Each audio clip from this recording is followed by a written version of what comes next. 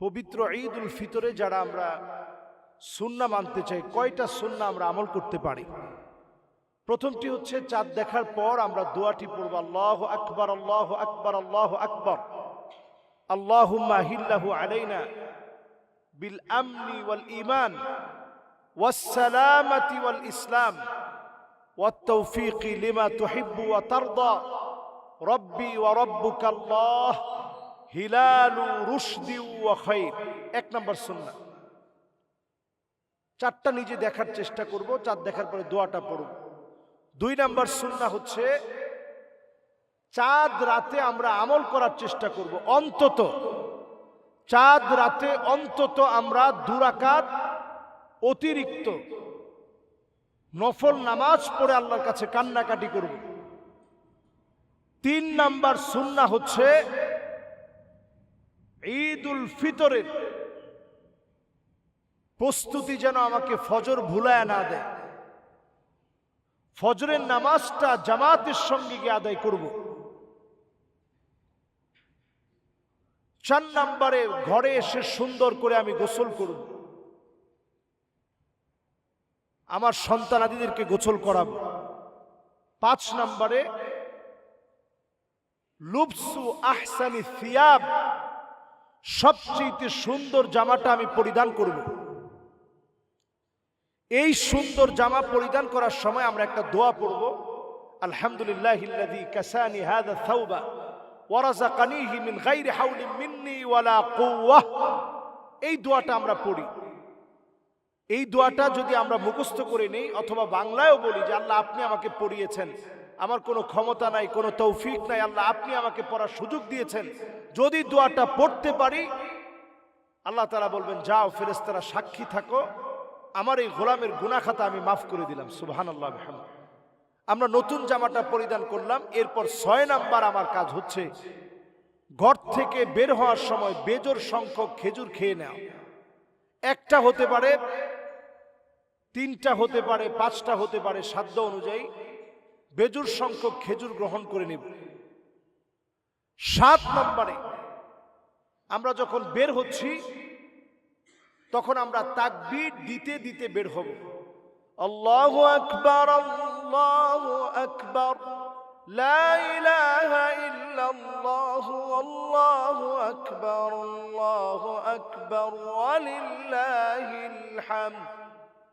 আরবিয়ানরা খুব সুন্দর সুর করে পড়তে থাকে, আল্লাহু আকবার লা ইলাহা ইল্লাল্লাহু আল্লাহু আকবার ওয়ালিল্লাহিল হামদ।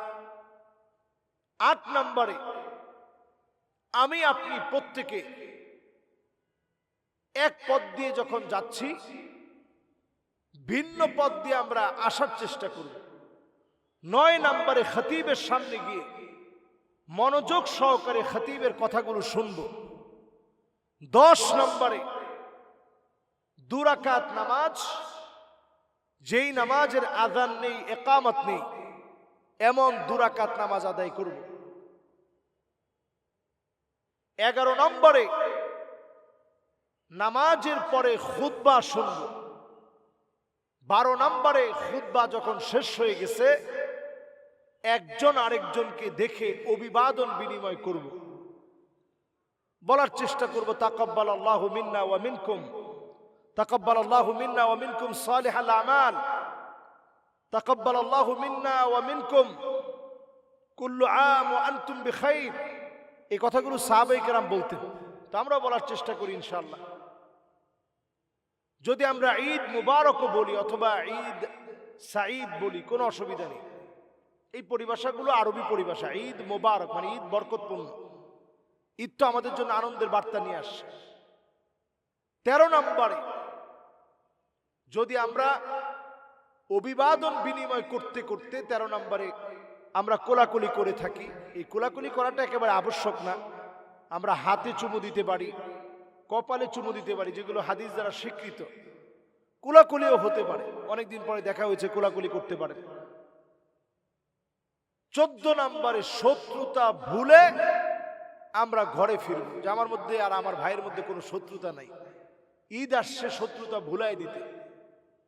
15 নম্বরে আমরা ইস্তেগফার পড়তে পড়তে নিজের আল্লাহর কাছ থেকে একটা প্রাপ্তি উপলব্ধি করে যে আজকে আমি কিছু পেয়েছি আল্লাহর কাছ থেকে, এই উপলব্ধি বোধ নিজের ভিতরে জাগ্রত করে আমরা ঘরে এসে পরবর্তী নামাজের জন্য আমরা প্রস্তুত থাকব। আল্লাহ রাব্বুল আলামিনের কাছে এইভাবে যদি 15টা সুন্নত দিয়ে আমরা ঈদ উল ফিতরকে সাজাতে পারি, এবারের ঈদ উল ফিতরের মধ্য দিয়ে যতদিন না কায়েম হবে এ ধরাতে তারই দিন, কিসের আবার ঈদের খুশি? এই খুশি অর্থহীন। একটা সমাজ আসবে, একটা সময় আসবে, মাজলুমদের মুখে হাসি ফুটবে, সেদিন আমরা চূড়ান্ত আনন্দে আনন্দিত হতে পারবো। আল্লাহ তাআলা তৌফিক দান করুক। ওয়া মা তৌফিক ইল্লা বিল্লাহ।